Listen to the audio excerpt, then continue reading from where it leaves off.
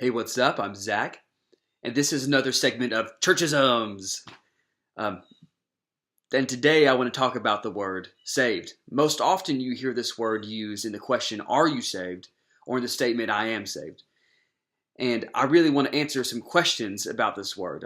What am I being saved from? Why do I need to be saved? Who is saving me? And what happens after I'm saved?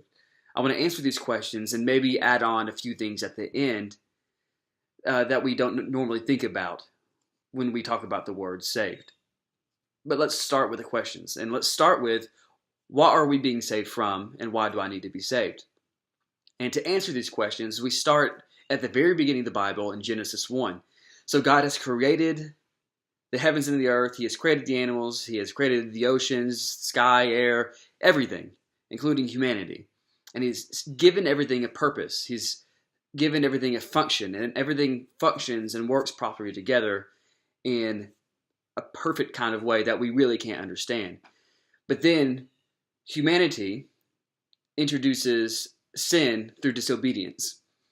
And sin does a couple of things. Sin's introduction into creation does a couple of things. First and foremost, it causes death. Death is introduced into everything. Things decayed. Systems break down. We die. Stars die. Mountains crumble. Forests die. Trees, everything dies. Death is introduced. The other thing it does is that it warps functionality. Things don't work the way that they were supposed to work. Everything's a little bit off. Things still function a little bit. Things still get by. But we can clearly see that things don't exactly work the way they're supposed to anymore. The other thing that sin does is it creates a barrier in between us and God. And that's important because for man to understand their function, for humanity to understand how we're supposed to do life and how we're supposed to function with the world, is we have to have a proper relationship with God. So this barrier separates us from knowing what we're supposed to do. And so what we are being saved from is sin. And why we need to be saved is because clearly we don't function properly anymore. We die. We get confused about how we're supposed to relate to one another. We get confused about how we're supposed to relate to creation. And for us to start functioning properly again, that barrier needs to be torn down. Death needs to be defeated.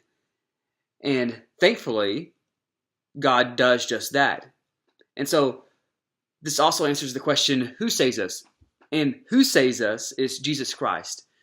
So Jesus, the image of the invisible God, Emmanuel, which means God with us, came to this earth, and He lived, died, and rose again.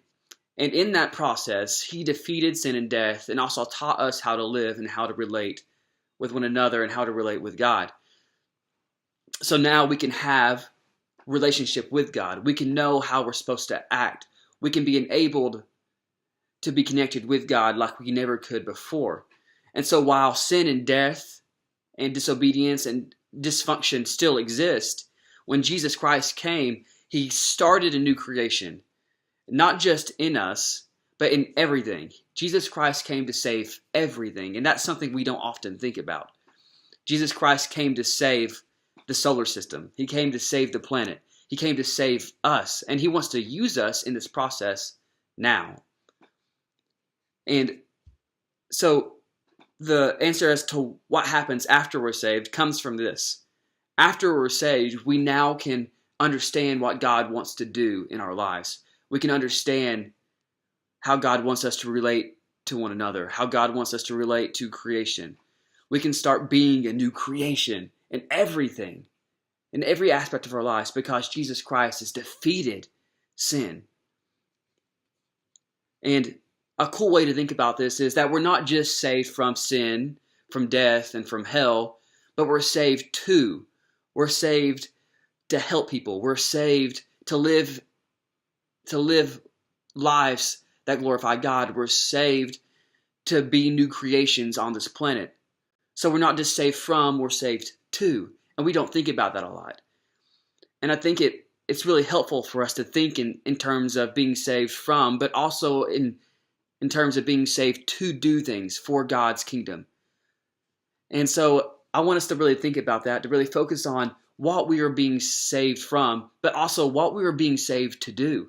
We are being saved to carry out God's call, to carry out God's commands, to carry out the way God wants us to do things.